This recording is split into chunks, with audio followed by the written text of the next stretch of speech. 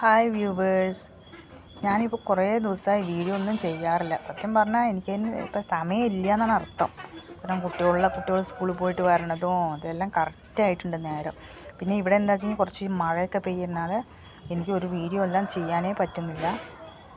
പിന്നെ എൻ്റെ ഇടയിൽ മൊബൈൽ കുറച്ച് പ്രശ്നമാക്കി. ഇപ്പം ഞാൻ എന്താ വെച്ചാൽ അതിൻ്റെ ആ ഒരു ഗ്യാപ്പിൽ ഞാൻ കുറച്ച് പുതിയ ചെടികളൊക്കെ കുറച്ച് നട്ട് വളർത്താൻ തുടങ്ങി.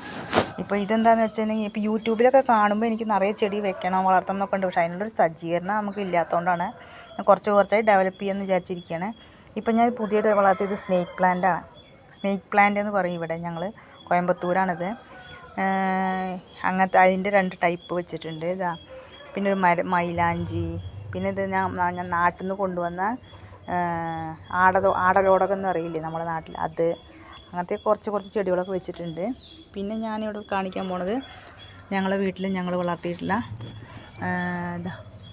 വെറ്റില.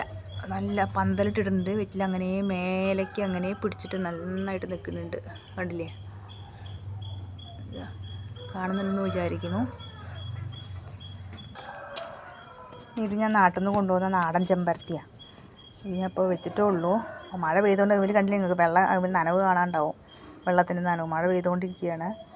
പിന്നെ ഇവിടെ ഈ കാണുന്നത് നമ്മളെ ഇവിടെ വെള്ളാരച്ചീര എന്ന് പറയും. ഇതാ കണ്ടില്ലേ, ഇത് വെള്ളാരക്കീര, അതാണ് വെച്ചിരുന്നത്.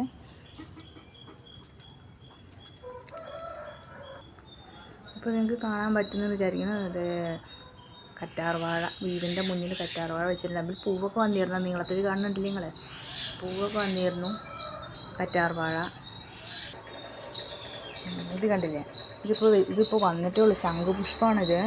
പക്ഷെ ഇത് എന്ത് കളറാണെന്ന് എനിക്കിപ്പോഴും അറിയില്ല. പൂ വന്നിട്ടില്ല. പൂ ചെറിയ മൊട്ട് വരുന്നതേ ഉള്ളൂ. കാണണല്ലേ, പൂ വിരിഞ്ഞാൽ വെള്ളയാണോ വയലറ്റാണോ എന്നുള്ളത് അറിയും, കറക്റ്റായിട്ട് അറിയില്ല.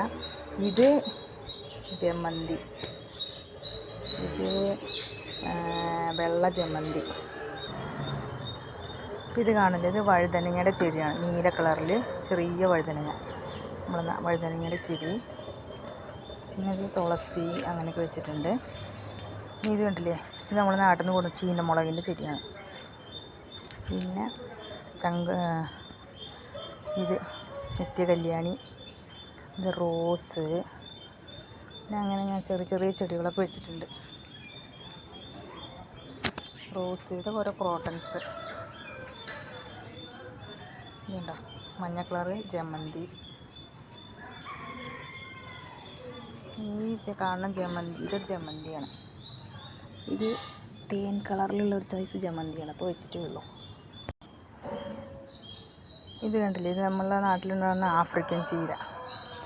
പിന്നെ ഇത് നമ്മൾ പഴയ ഡ്രമ്മ് വാങ്ങിയിട്ടുണ്ടായി കട്ട് ചെയ്തിട്ട് അതിൽ വെച്ചിരിക്കുകയാണ്. ഇത് കർപ്പൂരവള്ളി, ഇവിടെ നമ്മളെ കാടിക്കൂർക്ക, അതാണിത്. പിന്നെ ഇതിപ്പോൾ വെച്ചിട്ടുള്ള ഒരു ചെമ്പരത്തിരി ചെടി മൊട്ടിട്ടുണ്ട്.